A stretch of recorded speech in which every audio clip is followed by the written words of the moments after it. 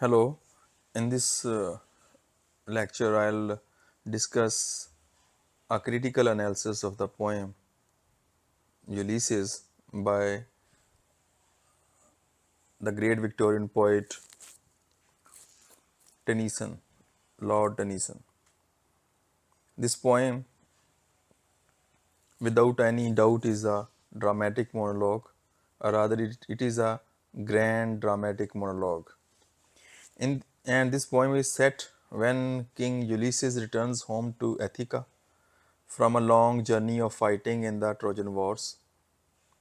His pursuit of knowledge beyond human bounds. The poem expresses the insatiable thirst of human soul for knowledge. The human spirit is dauntless. It can never grow weary in its search for knowledge.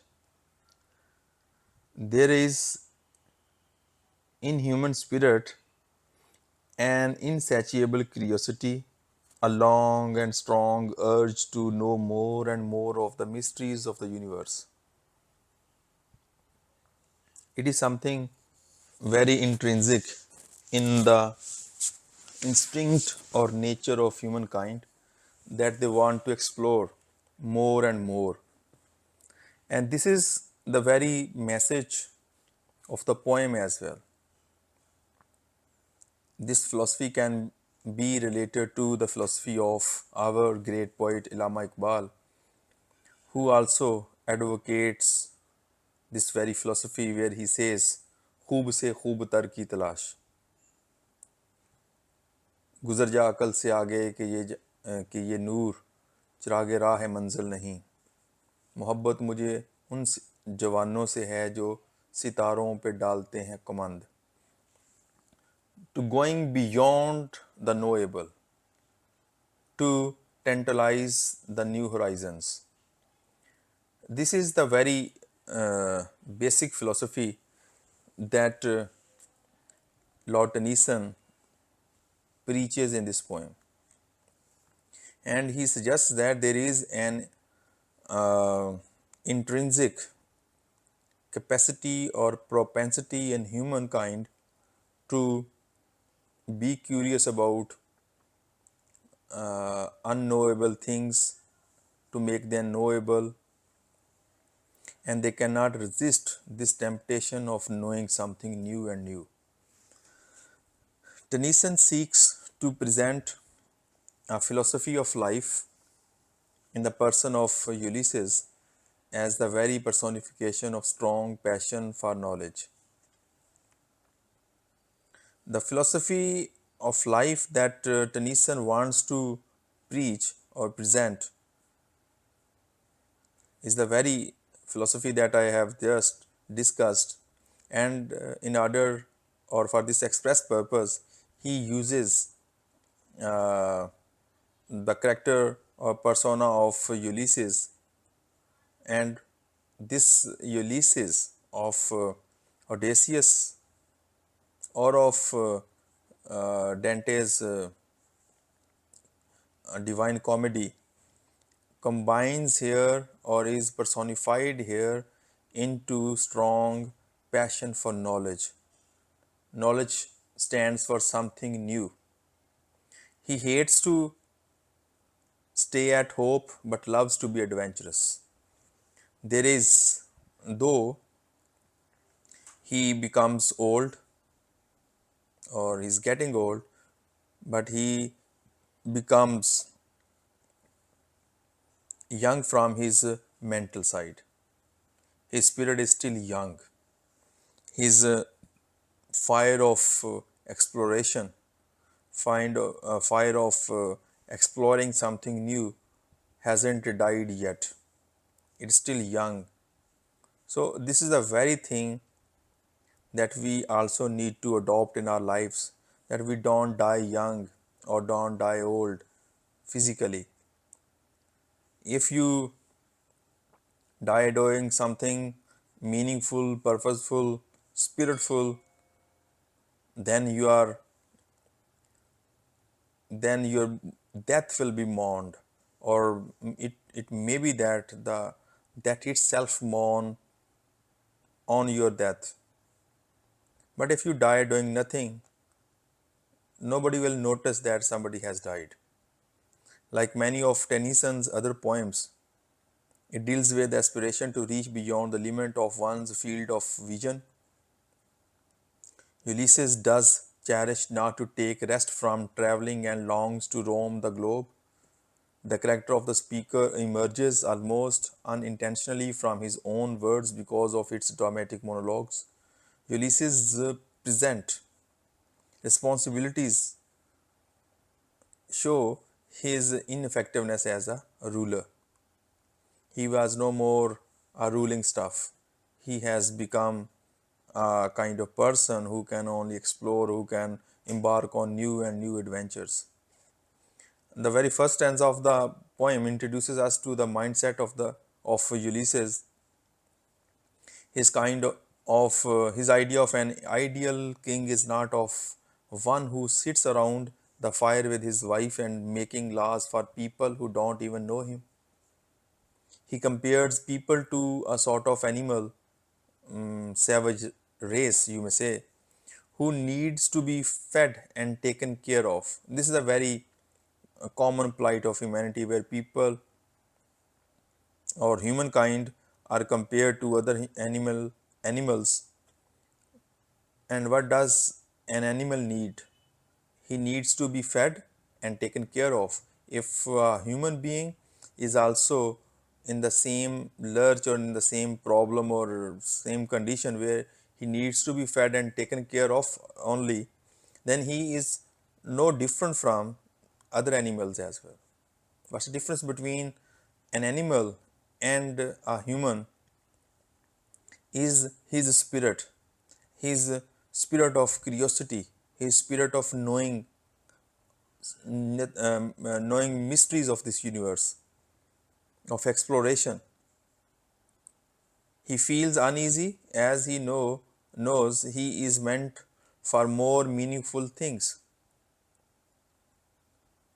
This condition establishes only when one comes to know one's ability, capability, purpose, meaning, that he is here not to do such things only, such things like uh, to be fed and to be taken care of or to uh, regenerate.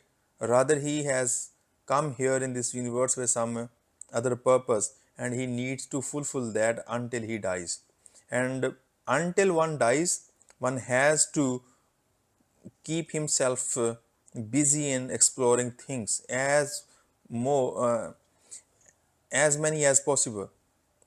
Here we get to question Ulysses selfishly, claiming his family and kingdom as less important to him than his needs and wishes. One may say that he is a very selfish kind of person who has forgotten or who has uh, ignored his wife, his family, and kingdom as king and wife or husband or father.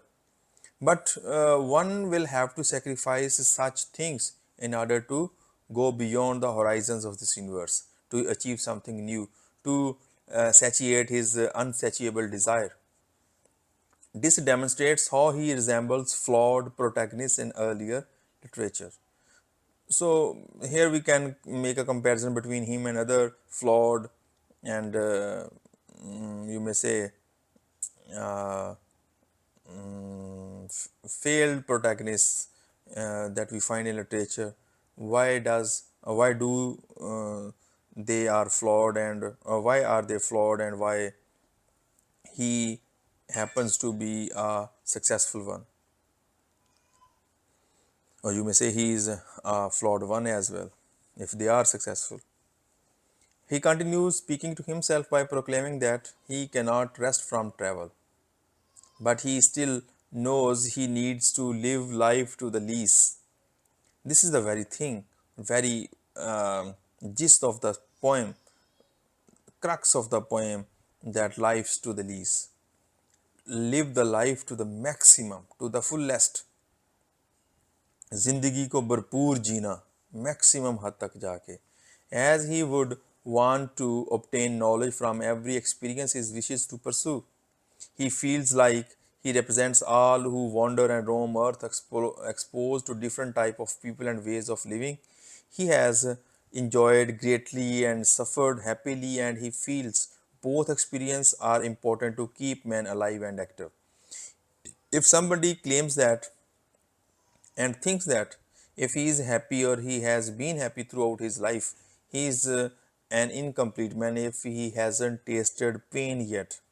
Or if somebody has only suffered throughout his life, he is also an incomplete person. In order to become a balanced personality, a complete personality, a perfect person, you will have to have different both experiences of life, happiness and pain. After experiencing these both things, one becomes a perfect one. One comes up as a matured person. Ulysses then goes on to mention the various types of manners, climates, councils, governments he had come across, and his thirst for knowledge still not quenched. He has a hungry heart. So Ulysses also mentions or recounts his different manners he has come across throughout his life, different climates he has experienced by going to embarking on different adventures in different climates.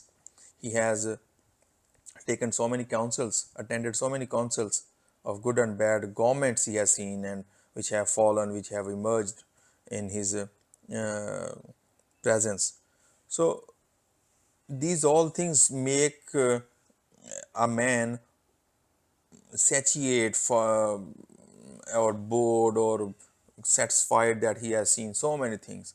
But when it comes to Ulysses, he hasn't bored, or his thirst for knowledge or thirst for knowing something more and new hasn't quenched yet, extinguished yet.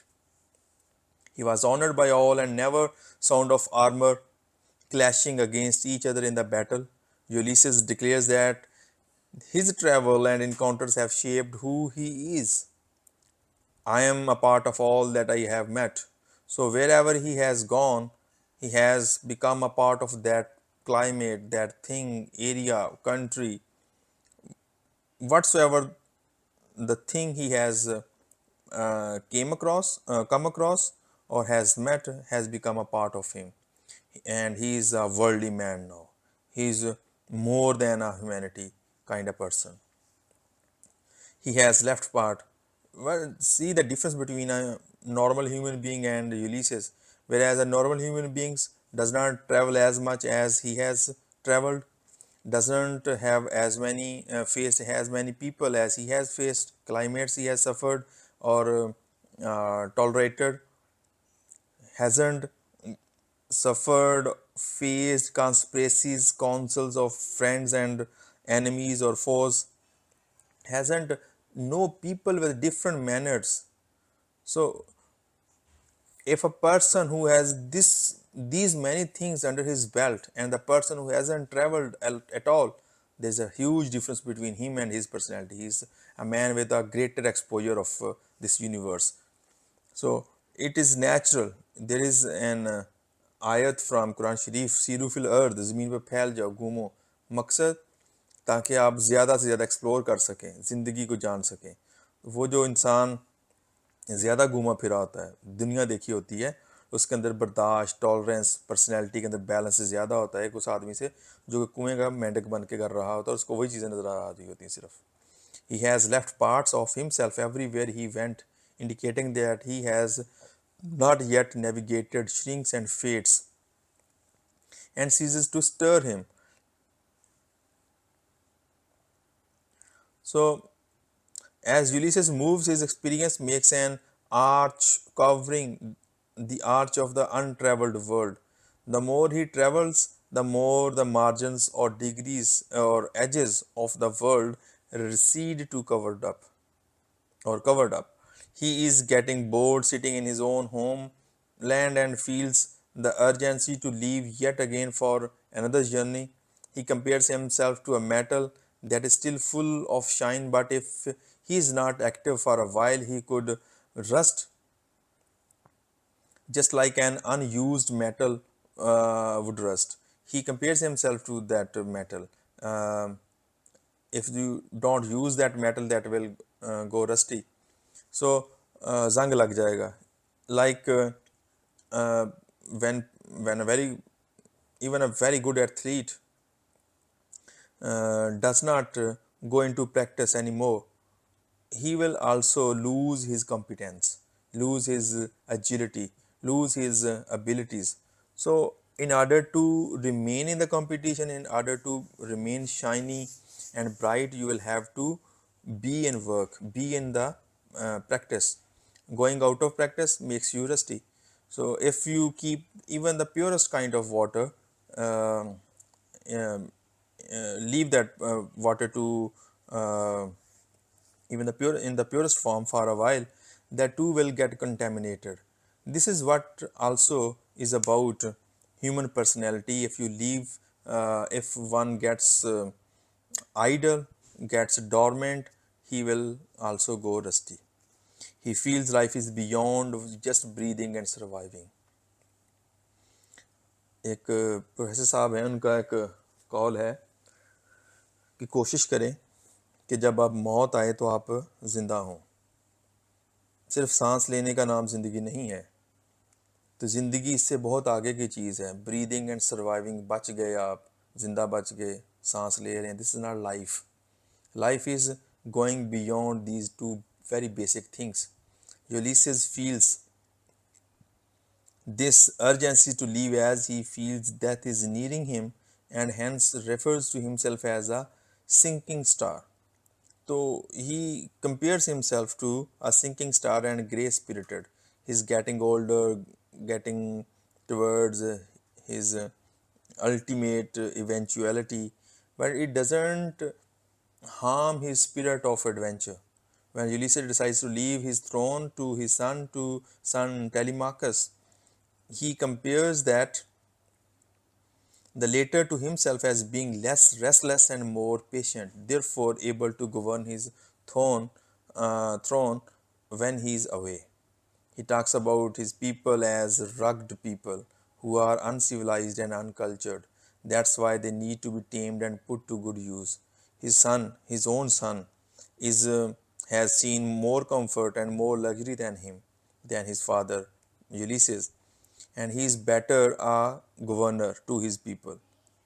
But he, as a governor of the country, is not a suitable person for them because he hasn't been into comfort throughout his life. He has been on different adventures, and his adventurous spirit is not a suitable personality to govern people. Rather, he is better as a warrior in the battlefield or on some adventures or in some expeditions.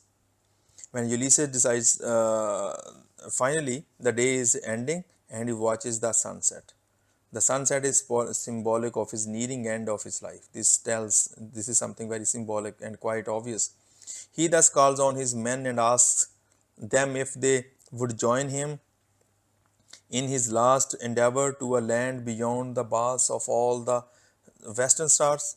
This refers to another ocean, outer ocean or river that the Greeks believed surrounded the flat earth. Flat earth, the knowledge of the time. At that time, people used to believe that earth was flat. Thinking or heaven, where their personal hero Achilles resides, Ulysses tells us about how he and his troop are not as young as they used to be with half the energy they used to have. There is still enough left to move them further. The use of Greek mythology is persistently used in this poem as the poem is spoken by a famous Greek hero.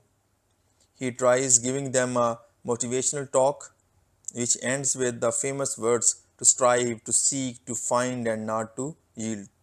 पलटना झपटना झपट के पलटना लहू गर्म रखने का एक बहाना. To strive, to seek, to find, and not to yield, which means they are strong because of their will to strive, and no one can stop them from having what they want. If you have the capacity to strive, to seek, you cannot be unwilled, you cannot be defeated. This is the final message of the poem.